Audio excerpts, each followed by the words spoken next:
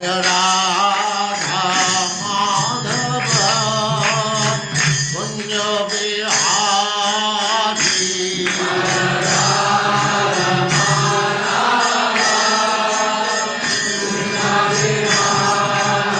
जय राधा माधव कुंज बिहारी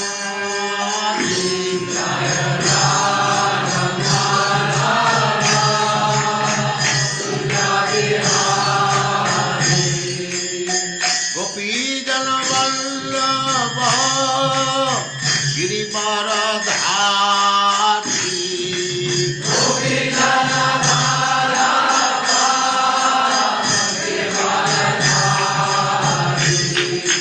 गोपीजन वल्लभ गिरिवरधारी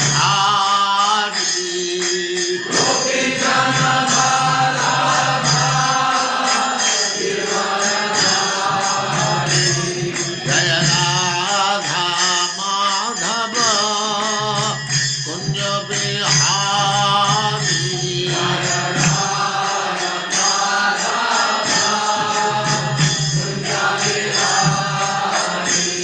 जय राधा माधव कुंज बिहारी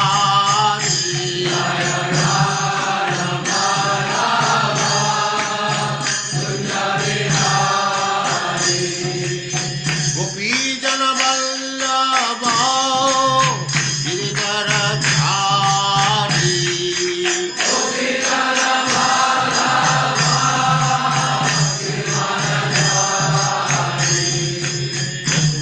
यशोदानंदन ब्रज जन रंजन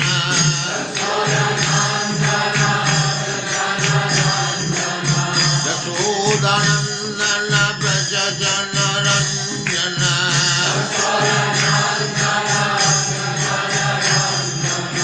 जमुना तीर वनचारी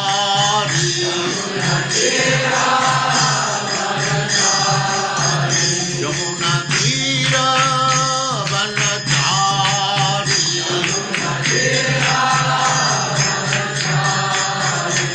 जय राधा माधव कुंज बिहारी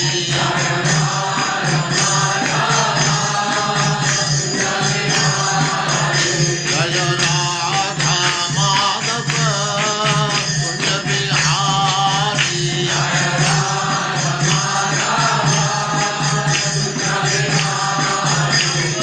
गोपीजन वल्लभ गिरिवरधारी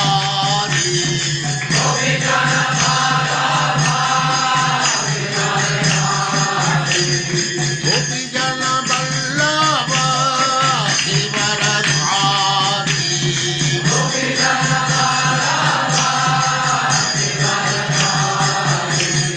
यशोदानंदन ब्रज जन रंजन यशोदानंदन ब्रज जन रंजन जमुना तीर वनचारी जय राधा माधव कुंज बिहारी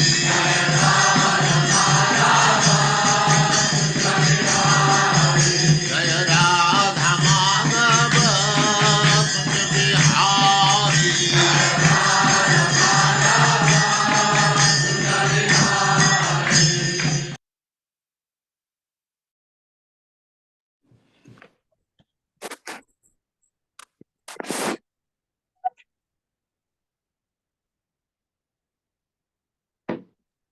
ओम नमो भगवते वासुदेवाय ओम नमो भगवते भगवते वासुदेवाय। वासुदेवाय। ओम नमो भगवते वासुदेवाय ओम नमो नमो भगवते भगवते वासुदेवाय। वासुदेवाय। ओम नमो भगवते वासुदेवाय ओम नमो ओम नमो भगवते भगवते वासुदेवाय। वासुदेवाय। नारायणं नमस्कृत्य नारायणं नमस्कृत्य नरं चैव नरोत्तमं नरं चैव नरं चैव नरोत्तमं नरोत्तमम् देवीं सरस्वतीं व्यासं देवीं सरस्वती सरस्वतीं व्यासं ततो जयमुदीरये ततो जयमुदीरये नष्टप्रायेषु अभद्रेषु नष्टप्रायेषु नष्टप्रायेषु यभद्रेषु नित्यं भागवत सेवया नित्यं भागवत भगवत् सेवया सेवया भगवते उत्तमा श्लोके भगवते भगवति उत्तम उत्तमा श्लोके श्लोके भक्तिर्भवति नैष्टिकी। भक्तिर्भवति भक्तिर्भवति नैष्ठिकी। नैष्ठिकी। हरे कृष्ण। आप सबका स्वागत है। हरे कृष्णा हरे प्रभु। कृष्णा वही प्रभु जी, सब पढ़ेंगे। दंडवत प्रणाम। तो अब आगे की कथा सुनते हैं, क्या कहता है राजा रघुगण। अथ पुनः स्वशिबिकायां पढ़िए अथ पुनः अतः पुनः शिक्षायाम् शिबिकायां विषम गतायां विषम विषम गतायां गतायाम् प्रकुपित प्रकुपित प्रकुपित उवाच रघुगणः उवाच उवाच रघुगणः रघुगणः किम इदम अरे। किमिदं किमिदं हरे। मरे। हाँ, अरे अरे अरे अभी भी यूज होता है। अरे शब्द अच्छा नहीं माना जाता है। जब आप किसी को अरे कहते हैं तो या तो घर का बहुत क्लोज होगा, किसी को भी आप अरे कहते हैं, ये थोड़ा भद्र नहीं माना जाता, ये अभद्र माना जाता है। किम इदम अरे किमिदं मरे त्वम त्वं जीवन मृतो जीवन मृतो मृतो माम मां मां कदर्थीकृत्य दर्शीकृत्य भर्तृशासनम भर्तृशासनम् भर्तृशासनम् चरसि अतिचरति अतिचरसि प्रमतस्य प्रमत्तश्च च ते करोमि चते करोमि चिकित्सां चिकित्सां चिकित्सां दंडपाणिव इव दण्डपाणिरिव जनताया जनताया यथा प्रकृतिं स्वां यथा यथा प्रकृतिं स्वां स्वां भजिष्यस्य इति। भजिष्यसि। शब्दार्थ है अथ तदनंतर, तदनंतर पुनः फिर से शिविकायाम अपनी पालकी में विषम गतायाम जड़ भरत के ठीक से न चलने के कारण ऊंची नीची होने से प्रकुपितः अत्यंत क्रुद्ध होकर उवाच कहा, रघुण राजा रघुगण ने, किम इदम यह क्या हो रहा है। अरे हे मूर्ख, अरे का मतलब ये है, हे मूर्ख, तुम तू जीवन जिंदा मृतः मरा हुआ मां मुझको कृत अर्थी कृत उपेक्षा करके भर्तृ शासनम स्वामी का निरादर अति चरसी उल्लंघन कर रहे हो। प्रमतस्य पागल का च भी ते तुम करो मैं करूंगा चिकित्सा समुचित उपचार तेरा इलाज करूंगा। दंड पाणी इव यमराज के समान जनताया सामान्य लोगों की यथा जिससे प्रकृति स्वाभाविक स्थिति स्वाम स्वतः भजिष्य से ग्रहण करोगे इति इस प्रकार। मेरे साथ पढ़िए। तत्पश्चात तत्पश्चात जब राजा ने देखा कि जब राजा ने देखा कि उसकी पालकी अब भी उसकी पालकी अब उसकी भी आंखें पूर्ववत हिल रही थी, पूर्ववत हिल बच रही थी, रही थी, तो वह अत्यंत क्रुद्ध हुआ तो तो वो वो अत्यंत अत्यंत क्रुद्ध हुआ क्रुद्ध हुआ और कहने लगा, और और कहने कहने लगा, लगा, अरे दुष्ट, दुष्ट तू क्या कर रहा है। तू क्या कर रहा है। है, क्या तू जीवित ही मर गया है। क्या तो जीवित ही मर गया है। क्या तू नहीं जानता कि मैं तेरा स्वामी हूँ। क्या तू नहीं जानता कि मैं तेरा स्वामी हूँ? तू मेरा अनादर कर रहा है तू मेरा अनादर कर रहा है और मेरी आज्ञा का उल्लंघन भी। और मेरी मेरी आज्ञा का उल्लंघन भी। इस अवज्ञा के लिए मैं अवज्ञा के लिए मैं अब तुझे मृत्यु के अधीक्षक अब तुझे अब तुझे मृत्यु के अधीक्षक यमराज के ही समान दंड दूंगा। राज के ही समान दंड दूंगा। मैं तेरा सही उपचार किए देता हूँ मैं तेरा मैं तेरी सही उपचार किए देता हूँ, जिससे तू होश में आ जाएगा जिससे तू होश में आ जाएगा और ठीक से काम करेगा। और और ठीक से ठीक से काम करेगा। हाँ, पहले अच्छी तरह समझाया, अब उसको डांट के कह रहा है अब तेरा इलाज ही करना पड़ेगा। एवं बहु अवद्धम अपि एवं बहु अवज्यमपि भाषमानम भाषमाणं नरदेव अभिमानम नरदेवाभिमानं रजसा रजसा तमसा अनुविद्धेन तमसायन विच्छिन्न मदेन मदेन तिरस्कृत अशेष अशेषा भगवत प्रिय निकेतम भगवत प्रियनिकेतन पंडित मानिनम पंडित पंडित मानिनम मानिनम सब सब भगवान ब्राह्मणों स भगवान ब्रह्मणो ब्रह्मभूत सर्वभूत ब्रह्मभूत सर्वभूत सुहृद आत्मा हृदात्मा योगेश्वर चर्यायाम योगेश्वरचर्यायां न अति व्युत्पन्नम मतिम नायति व्युत्पन्नमपि स्वयमान स्मयमानम् इव विगत स्मय इव विगतस्मय इदम आह। इदमाह शब्दार्थ है एवं इस प्रकार बहु अधिक अवद्धम अनाप शनाप अपि यद्यपि भासमानम बोलता हुआ नरदेव अभिमानम राजा रघुगुण जो अपने को शासक मानता था रजसा रजोगुण से तमसा तथा तमोगुण से अनुविद्धेन बढ़ते हुए मदेन दंभ से तिरस्कृत डांटा जाकर अशेष असंख्य भगवत प्रिय निकेतम ईश्वर के भक्त पंडित मानिनम अपने को अत्यंत पंडित मानते हुए सह व भगवान अत्यंत शक्तिमान जड़ भरत ब्राह्मण परम योग्य ब्राह्मण ब्रह्मभूत स्वरूप सिद्ध ब्रह्मभूत समझते हैं ना, स्वरूप सिद्ध ब्रह्मभूत अवस्था तीन गुणों को जो पार कर चुका है। सर्वभूत सुहृद आत्मा जो समस्त प्राणियों का मित्र है। योग ईश्वर सिद्ध योगियों के चर्यायाम आचरण में न अति व्युत्पन्न मतिम राजा रघुगुण को जो वस्तुतः अनुभवी न था। स्मयमान कुछ कुछ मुस्कुराते हुए इव सदृश विगत स्मय समस्त मिथ्या अभिमान से रहित इदम यह आह कहा। मेरे साथ पढ़े राजा रघुगुण अपने को राजा समझने के कारण अपने को राजा समझने के कारण देहात्म बुद्धि से ग्रस्त था। देहात्म बुद्धि से ग्रस्त था। हाँ, वो राजा था इसलिए समझ रहा था ऐसा।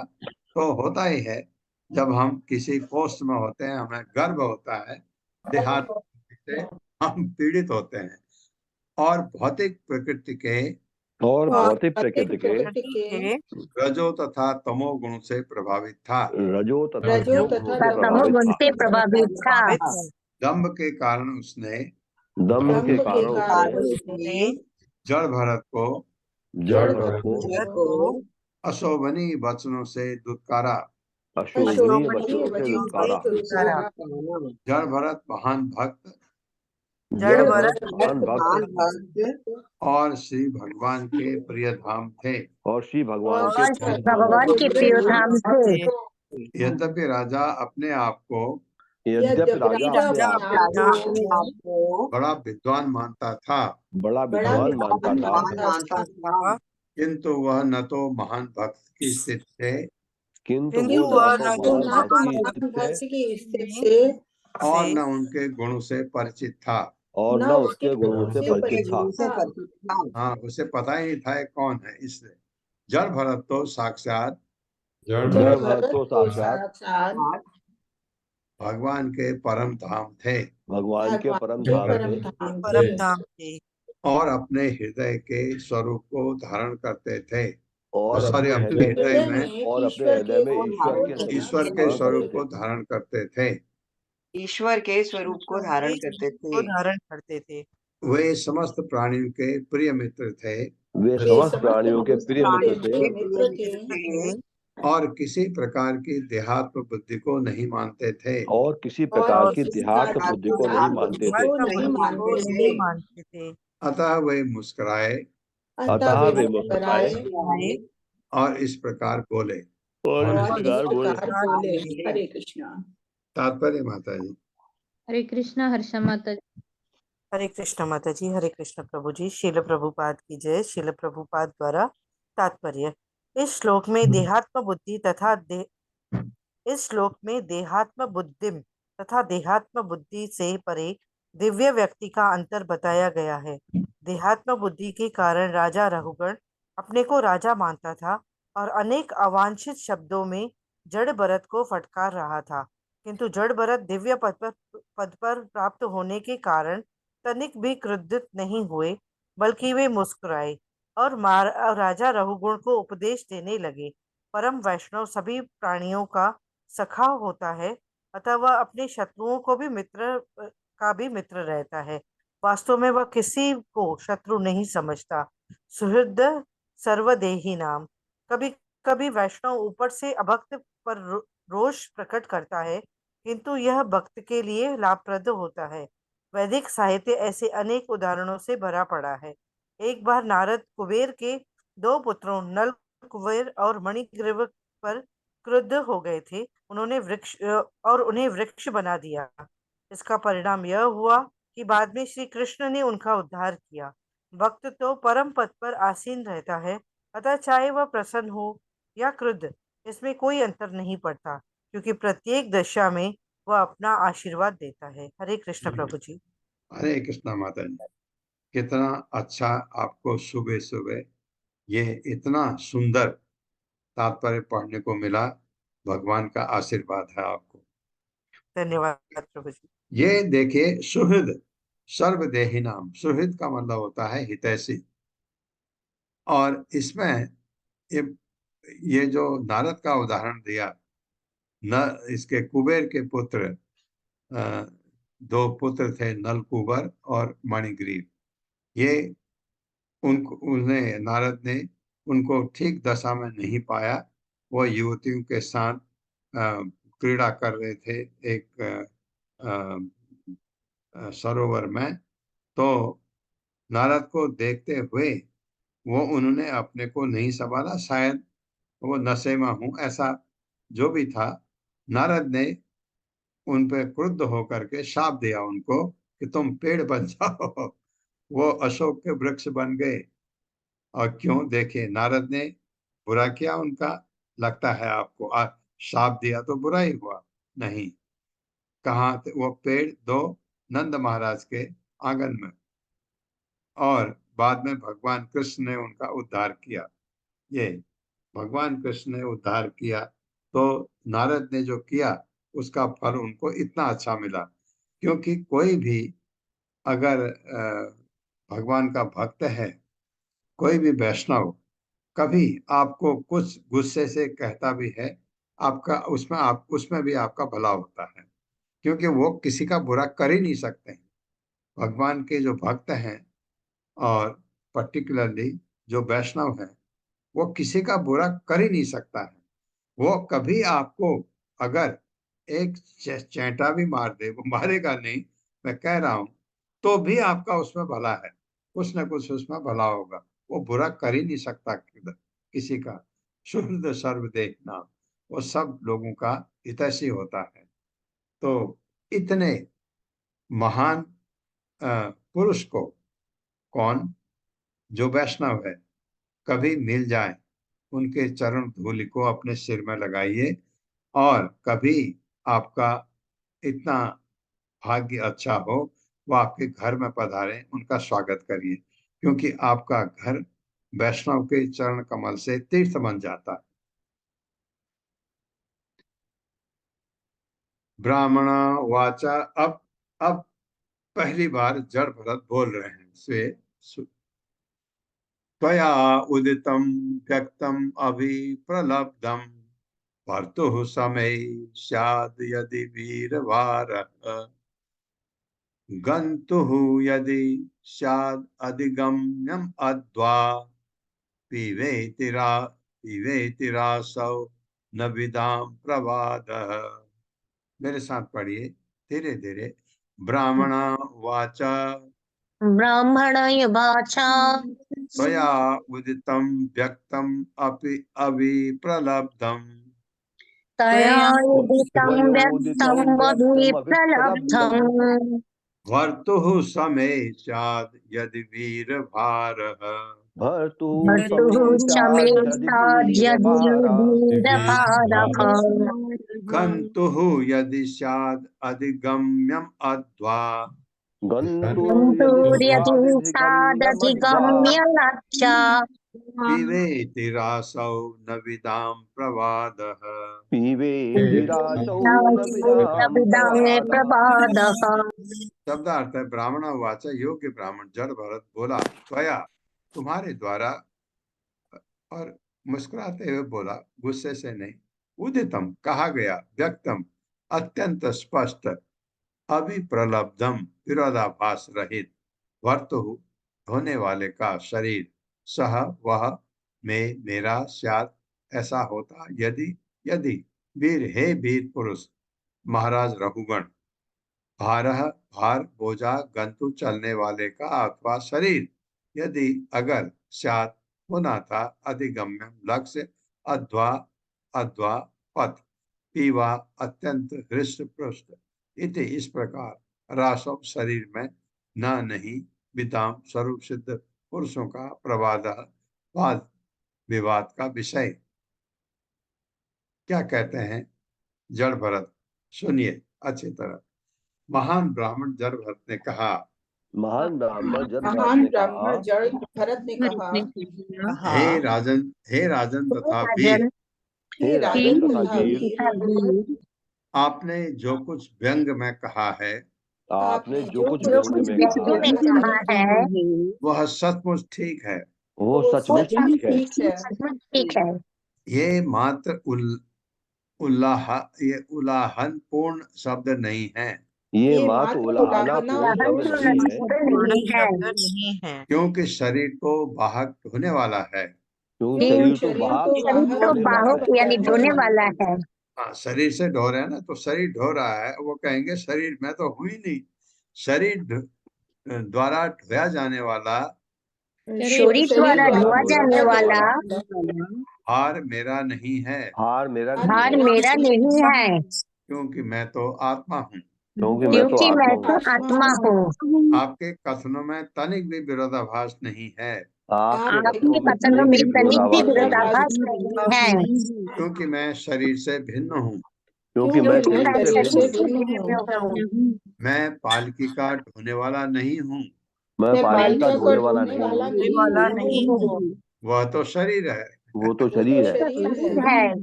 निसंदेह निसंदेह जैसा आपने संकेत किया है, जैसा आपने संकेत किया है, पालकी ढोने में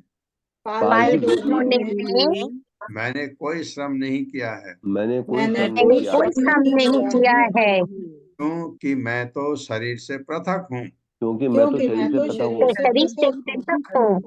आपने कहा कि मैं हृष्ट नहीं हूँ, आपने कहा कि मैं हृष्ट नहीं हूँ। ये शब्द उस व्यक्ति के लिए सर्वदा अनुरूप हैं, शब्द उस व्यक्ति के अनुरूप है जो शरीर तथा आत्मा का अंतर नहीं जानता, जो शरीर तथा आत्मा का अंतर नहीं जानता।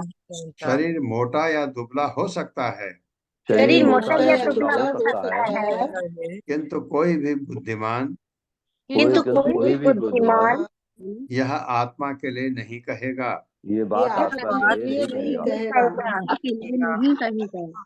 जहाँ तक आत्मा का प्रश्न है, जहाँ तक आत्मा का प्रश्न है, मैं न तो मोटा हूँ न दुबला, मैं न तो मोटा हूँ न दुबला। न दुबला। अतः जब आप कहते हैं अतः जब आप कहते हैं कि मैं हृष्ट-पुष्ट नहीं हूँ, मैं हृष्ट-पुष्ट नहीं हूँ, तो आप सही हैं। तो आप सही हैं।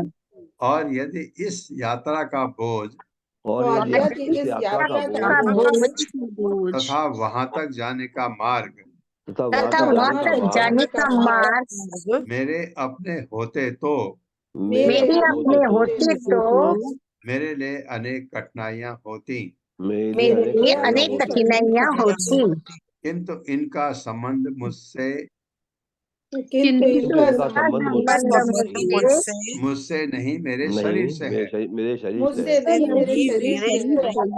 है। अतः मुझे कोई कष्ट नहीं है। अतः मुझे कोई कष्ट नहीं है। हरे कृष्णा। तात्पर्य माता जी। हरे कृष्णा। अरुणी देवीदास माता जी।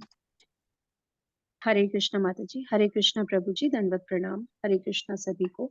श्रीला प्रभुपाद की जय। तात्पर्य, श्रीला प्रभुपाद द्वारा श्रीमद् भगवत गीता में कहा गया है कि जो आध्यात्मिक ज्ञान में उन्नत हैं, वह कभी शरीर के सुख तथा दुख से विचलित नहीं होता। यह भौतिक शरीर आत्मा से सर्वथा पृथक है और शरीर के सुख तथा दुख व्यर्थ हैं। तब साधना का उद्देश्य शरीर तथा आत्मा के अंतर एवं शरीर के सुख दुख से आत्मा जिस प्रकार से अप्रभावित रहता है, उसे पहचानना तथा समझना है। जड़ भरत वास्तव में आत्म साक्षात्कार के धरातल पर स्थित थे। वे देहात्म बुद्धि से सर्वथा परे थे।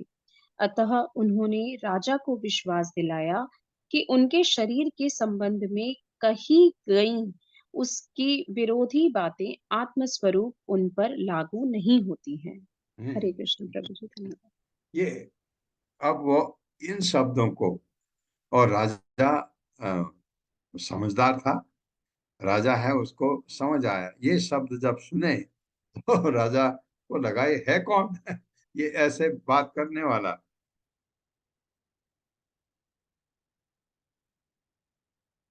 पहले मैं पढ़ता हूँ फिर आपके साथ पढ़ूं। स्थौल्यम कार्श्यम व्याधय आधयश्च सुत दृढ़ भयम कलिर इच्छा जरा च निद्रारतिः मन्युः अहम मदः शुचो देहेन जातस्य हि मे न सन्ति। मेरे साथ पढ़िए। स्थौल्यम कार्श्यम व्याधय आधयश्च स्थौल्यम कार्श्यम व्याधय श्रुत दृढ़ भयम कलिह इच्छा जरा च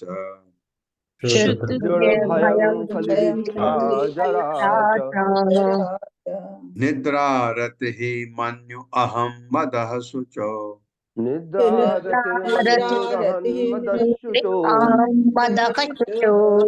देहेन जातस्य हि मे न सन्ति।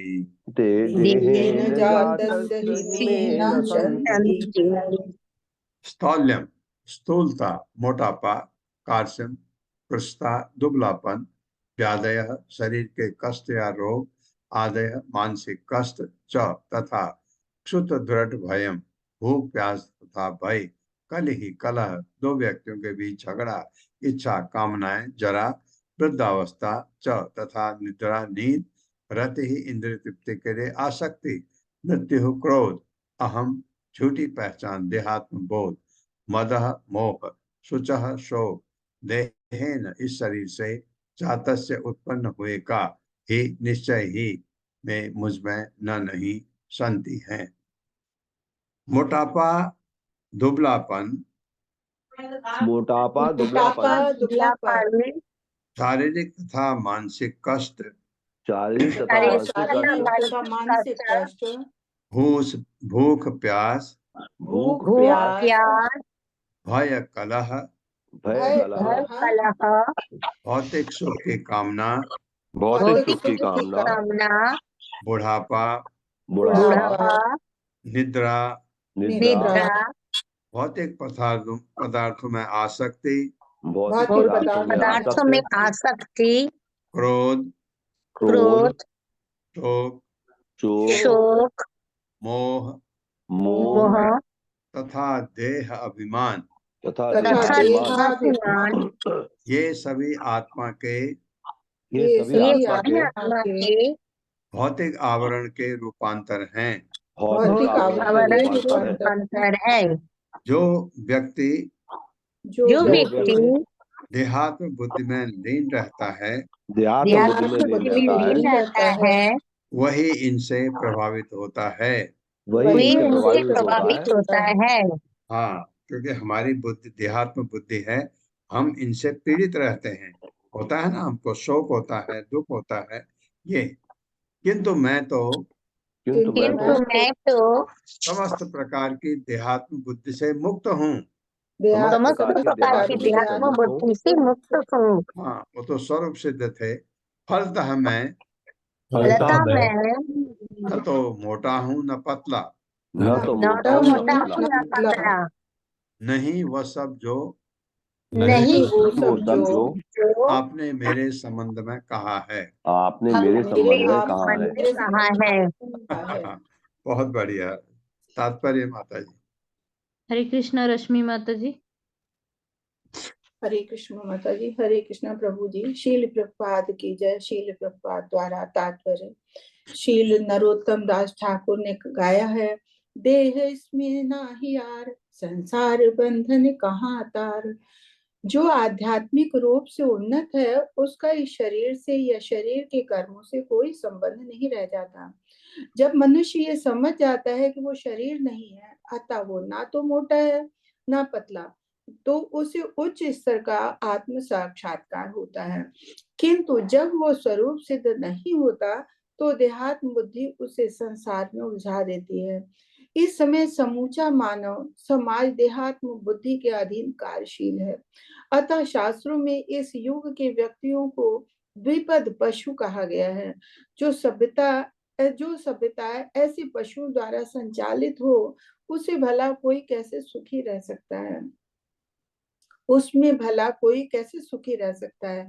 हमारा कृष्ण भावनामृत आंदोलन पतित समाज को आत्मज्ञान के धरातल तक उठाने के लिए प्रयत्नशील है। प्रत्येक प्राणी के लिए जड़ भगत की ही तरह तुरंत स्वरूप सिद्ध हो सकना संभव नहीं है। फिर भी श्रीमद् भागवत 1.2.18 में नष्ट प्रायेषु भद्रेषु नित्यं भागवत सेवया भगवत्युत्तमे उत्तम श्लोके भक्तिर्भवति नष्ट की। जितना ही हम देहात्म बुद्धि से दूर रहेंगे, उतना ही हम भक्ति में स्थिर होंगे और उतना ही अधिक शांत एवं सुखी हो सकेंगे।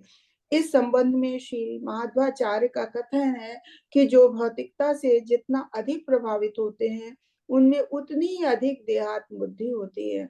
ऐसे व्यक्ति विभिन्न शारीरिक लक्षणों के प्रति चिंतित रहते हैं, किंतु जो इनसे मुक्त होता है, वो भौतिकता में भी शरीर के बिना जीवित रहता है। हरे कृष्ण प्रभु जी। शशि तो शरीर के बिना जीवित रहता है वो कौन? जो स्वरूप सिद्ध है, जो आत्म साक्षात्कार जिसका हो चुका है, वो अपने को शरीर नहीं मानते। हाँ, लेकिन क्या शरीर को वो रिजेक्ट करते? नहीं, क्योंकि शरीर से ही वो भगवान की तपस्या, तो शरीर चाहिए शरीर, लेकिन वो शरीर नहीं है। ये बड़ा कॉम्प्लिकेटेड है। आप कहते शरीर नहीं है तो छोड़ दो ना शरीर को, वो छोड़ देंगे जब छोड़ना होगा। तो ये मानना, क्योंकि ये शरीर दो चीजों का बना है। एक तो भौतिक चीजें हैं इसमें, एक दिव्य एक छोटा कण आत्मा का है जो पूरे शरीर को चेतना देता है। तो बड़ा कितना कॉम्प्लिकेटेड मशीन भगवान ने बनाई है। ये सारे प्राणियों का, हमारा ही नहीं, मनुष्यों का ही नहीं, पूरे 84 लाख योनियों का ऐसा बनाया है कि उनको सब ढंग से गर्मी ठंडी को में से अपने को कैसे बचा सकते हैं, सब तरीके भी हैं उनके उनके पास में। और क्या कहते हैं जड़ भरत, सुनिए। जीवन मृत्युत्वम नियमेन राजन आदि अंतवद यद विकृतस्य दृष्टम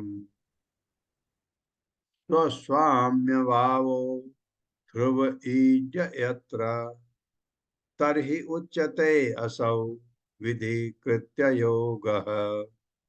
मेरे साथ पढ़िए।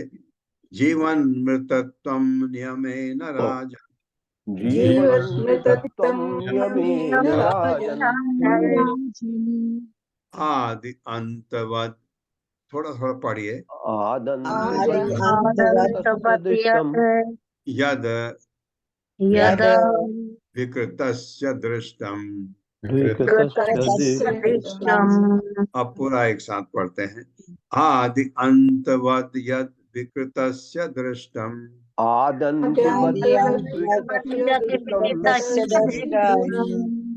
स्वसाम्य भावो ध्रुव ईज यत्र स्वस्वभाम्य भावो ध्रुवीत यत्र तर्हि उच्यते असौ विधि कृत्य योगः।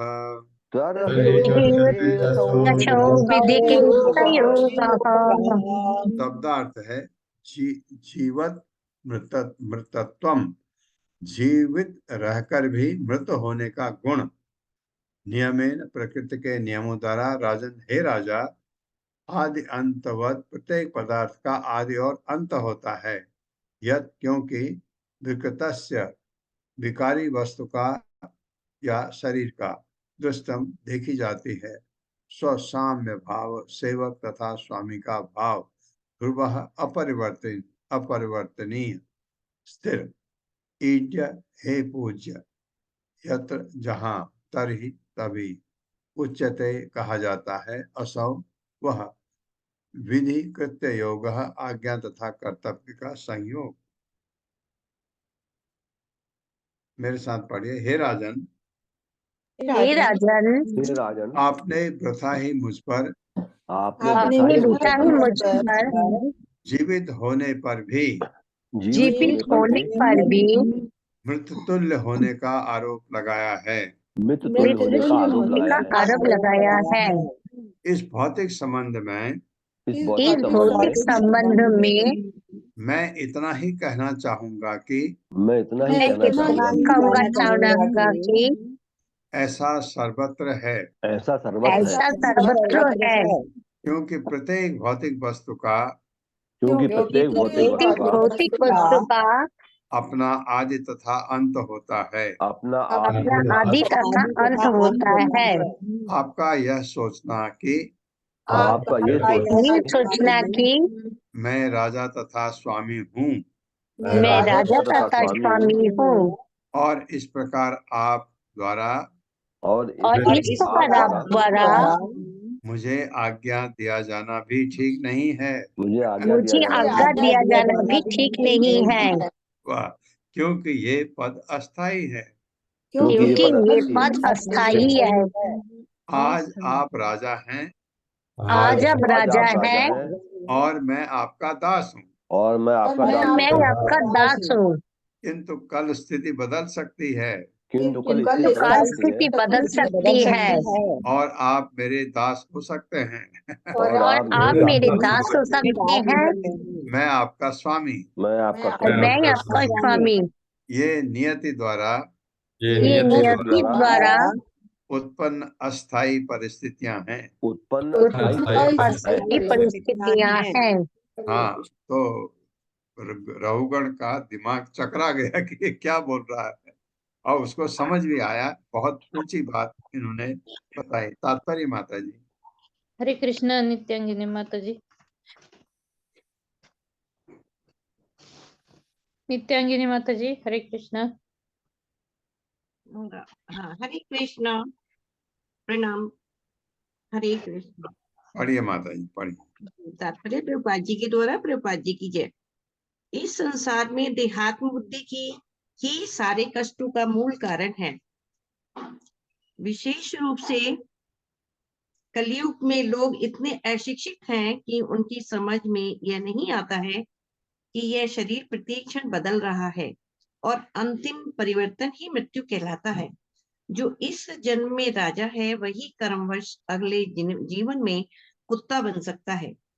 आत्मा तो भौतिक प्रकृति की शक्ति से उत्पन्न गहरी निद्रा में मग्न रहता है। वह एक प्रकार की अवस्था से दूसरे प्रकार की अवस्था में रख दिया जाता है।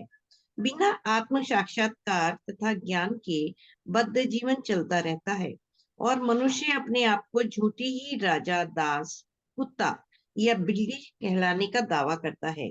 ये परम व्यवस्था द्वारा लाए जाने वाले विभिन्न रूपांतर हैं।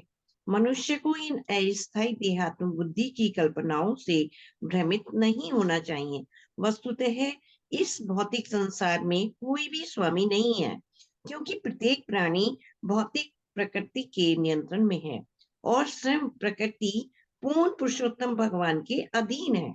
अतः पूर्ण पुरुषोत्तम भगवान श्री कृष्ण ही परम स्वामी हैं। जैसा कि श्री चैतन्य चरितामृत में कहा गया है, इकले ईश्वर कृष्ण आर सब भृत्य। एकमात्र स्वामी तो भगवान श्री कृष्ण हैं तथा अन्य सब उनके दास हैं। परमेश्वर के साथ अपने संबंध को भूलने के कारण ही संसार के सारे कष्ट उत्पन्न होते हैं। हरे कृष्ण। हरे कृष्णा माता जी। बस एक शब्द आपने लास्ट में जो बोला, भगवान कृष्ण स्वामी हैं, सब उनके दास हैं। मुझे एक एक एक बड़ी मीटिंग की याद आ रही है अपने जीवन कार्यकाल के दौरान। एक डॉक्टर ने बोला, दो प्रकार के प्राणी हैं इस संसार में, एक डॉक्टर और एक मरीज। उसने कहा डॉक्टर और मरीज दो प्रकार के हैं और कुछ नहीं। वैसे यहाँ भी कहते हैं भगवान कृष्ण स्वामी, बाकी सब उनके दास हैं। ये जो कथन है आध्यात्मिक जगत में, पूरी तरह वहां गड़बड़ कभी नहीं हो सकती है, क्योंकि स्वामी एक है, बाकी सब दास हैं। और यही चीज जब राजतंत्र होता था तब भी राजा को विष्णु का अवतार मानते थे। तो विष्णु की तरह राजा की, क्योंकि वो राजा जो है भगवान का प्रतिनिधि होता था। वो भगवान की तरफ से वो राज चलाने के लिए आता था, भगवान का महान भक्त होता था और ब्राह्मणों से सलाह लेता था जहां जरूरत पड़ी। तो इस तरह से राजतंत्र चलता था। फिर राजा हो गए जो अपने स्वार्थी बनने लग गए। फिर बाद में उसके बाद प्रजातंत्र आया। तो कोई किसी तंत्र में सुखी नहीं हो सकता कोई भी, जब तक ये समझ में ना आए कि भगवान स्वामी हैं और हम उनके नित्य दास हैं।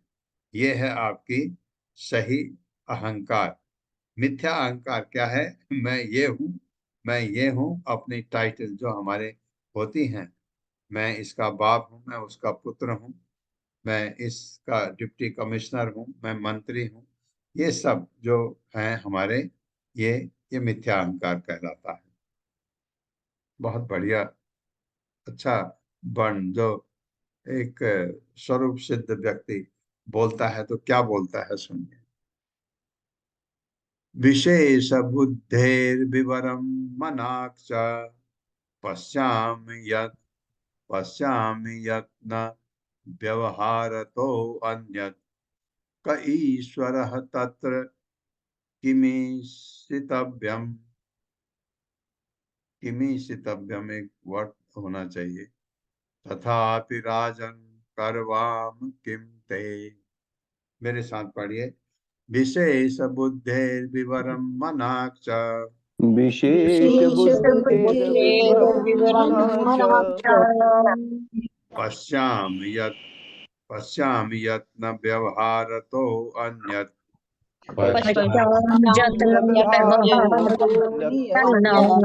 क ईश्वरः तत्र किमीशितव्यम्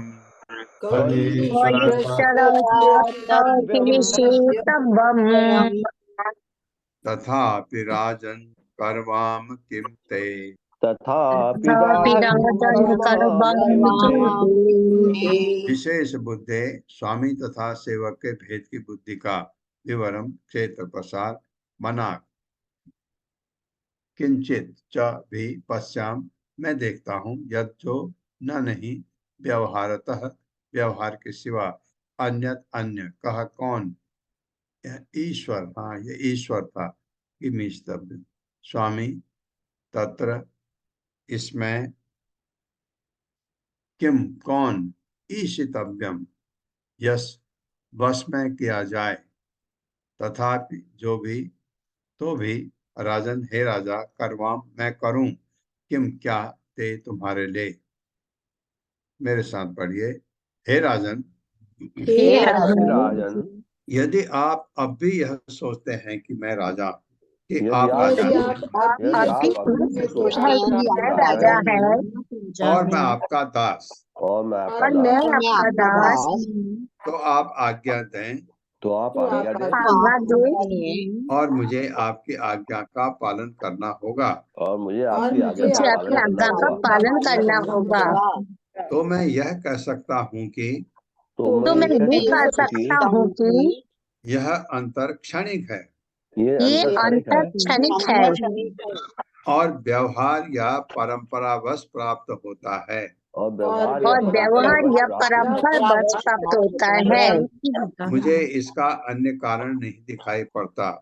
मुझे मुझे इसका अन्य कारण नहीं दिखाई पड़ता। उस दशा में कौन स्वामी है उस दशा में कौन स्वामी है और कौन दास। और कौन दास। प्रत्येक प्राणी प्रकृति के नियमों द्वारा प्रेरित होता है। प्रत्येक प्राणी प्राणी प्रकृति के नियमों द्वारा प्रेरित होता है। अतः न तो कोई स्वामी है तो कोई स्वामी है न कोई दास न कोई दास। इतने पर भी यदि आप सोचते हैं इतने पर भी यदि आप सोचते हैं कि मैं आपका दास हूँ कि मैं मैं आपका दास हूँ और आप मेरे स्वामी हैं और आप मेरे स्वामी हैं तो मैं इसे स्वीकार कर लूंगा। तो तो मैं इसे स्वीकार कर लूंगा। कृपया आज्ञा दें कृपया कृपया आज्ञा दें आज्ञा दें मैं आपकी क्या सेवा करूं। मैं मैं आपकी आपकी सेवा क्या करूं। सेवा करूं। तात्पर्य माता जी श्री बाल हरे कृष्णा अशोक प्रभु जी। हरे कृष्ण माता जी, हरे कृष्ण प्रभु जी, दंडवत प्रणाम। शीला प्रभुपाद जी की जय। शीला प्रभुपाद जी द्वारा तात्पर्य श्रीमद् भागवत में कहा गया है अहम मामेति, मैं ये शरीर हूँ और इस शारीरिक संबंध से ही वो मेरा स्वामी है, मेरा दास है, मेरी पत्नी है या मेरा पुत्र है। ये सारे भाव शरीर के अनिवार्य परिवर्तन तथा प्रकृति की व्यवस्था के कारण अस्थिर है। हम समुद्र की तरंगों में तिरने वाले तिनकों के समान एकत्र हुए हैं, किंतु सारे तिनके लहरों के नियमों के द्वारा अवश्य एक दूसरे से पृथक होंगे। इस संसार में प्रत्येक व्यक्ति संसार सागर की लहरों में उतरा रहा है। भक्ति विनोद ठाकुर ने ठीक ही कहा है, मायार वशे याच भेसे खाचा हाप डूब भाई, कृष्णदास ए विश्वास कर ले तार दुख नाई। सभी स्त्री तथा पुरुष प्रकृति की तरंगों में तिनकों के समान तैर रहे हैं। यदि वे समझ लें कि वे श्री कृष्ण के शाश्वत सेवक हैं तो उनका तैरना बंद हो जाए। जैसा कि भगवत गीता 3.37 में कहा गया है, काम एश क्रोध एश रजोगुण समुद्भवा। रजोगुण के कारण हमें अनेक वस्तुओं की इच्छा होती है और हमारी इच्छा या चिंता तथा परमेश्वर की आज्ञा के अनुसार प्रकृति कोई एक शरीर प्रदान करती है। कुछ काल तक हम पात्रों की भांति रंगमंच में किसी अन्य के नियंत्रण में स्वामी या सेवक की तरह कार्य करते हैं। हमें चाहिए कि मनुष्य के रूप में इस प्रकार का अभिनय करना बंद कर दें। हमें चाहिए कि हम अपनी मूल स्वाभाविक स्थिति कृष्ण भावनामृत को प्राप्त करें। इस समय हमारा वास्तविक स्वामी तो प्रकृति है। दैवी हेषा गुणमयी मम माया दुरतया।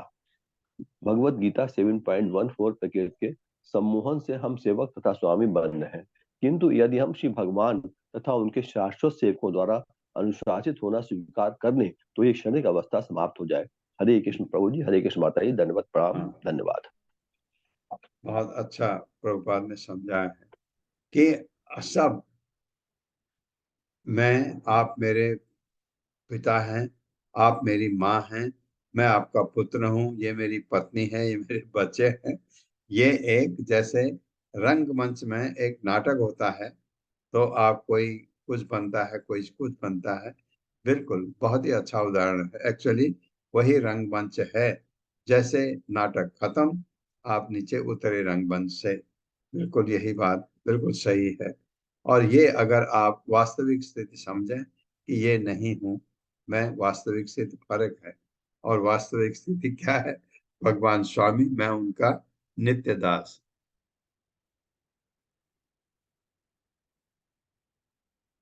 उन्मत्त उन्मत्त मत जड़वत् स्वसंस्थां गतस्य मे वीर चिकित्सितेन अर्थः क्रियान् भवता शिक्षितेन स्तब्ध प्रमत्तस्य च पिष्टपेशः। मेरे साथ पढ़िए। उन्मत्त मत जड़वत् स्वसंस्थां उन्मत्त मत गतस्य मे वीर चिकित्सतेन गतस्य मे वीर चिकित्सितेन अर्थः क्रियान् भवता शिक्षितेन अर्थः क्रियान् भवता शिक्षितेन स्तब्ध प्रमत्तस्य च पिष्टपेशः। स्तब्ध प्रमत्तस्य च पिष्टपेशः।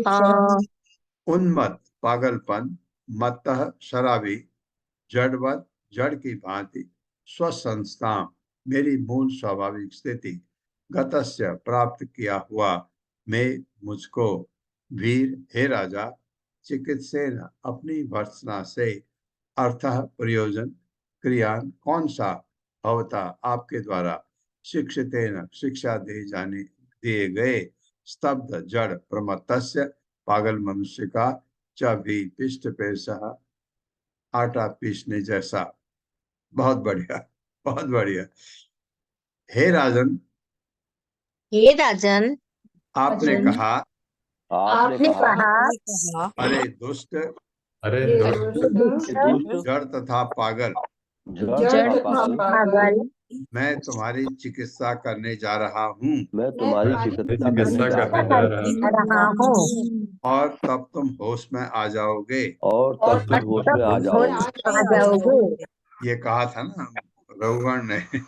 इस संबंध में मुझे कहना है कि इस संबंध में मुझे कहना है कि यद्यपि मैं जड़ गूंगे तथा बहरे मनुष्य की भांति रहता हूँ, यद्यपि मैं जड़ गूंगे तथा बहरे मनुष्य की भांति रहता हूँ, किंतु मैं सचमुच एक स्वरूप सिद्ध व्यक्ति हूँ। आप मुझे दंडित करके क्या पाएंगे? आप दंडित करके क्या पाएंगे? यदि आपका अनुमान ठीक है यदि आपका अनुमान ठीक है और मैं पागल हूँ और मैं पागल हूँ, तो आपका यह दंड तो आपका एक मरे हुए घोड़े को पीटने जैसा होगा। एक मरे हुए घोड़े को पीटने जैसा होगा। उससे कोई लाभ नहीं होगा। उससे कोई लाभ नहीं होगा। जब पागल को दंडित किया जाता है, जब पागल को दंडित किया जाता है तो उसका पागलपन ठीक नहीं होता है। तो उसका पागलपन ठीक नहीं होता है। कहता क्या करोगे मार के? अगर मैं पागल हूँ तो पागलपन तो मारने से ठीक होता नहीं। बहुत बढ़िया तात्पर्य माता जी। हरे कृष्णा। पुण्यवती श्री प्रदा देवी दास माता जी। हरे कृष्णा माता जी, हरे कृष्णा प्रभु जी, दंडवत प्रणाम। तात्पर्य श्री प्रभुपाद जी का, प्रभुपाद जी की जय।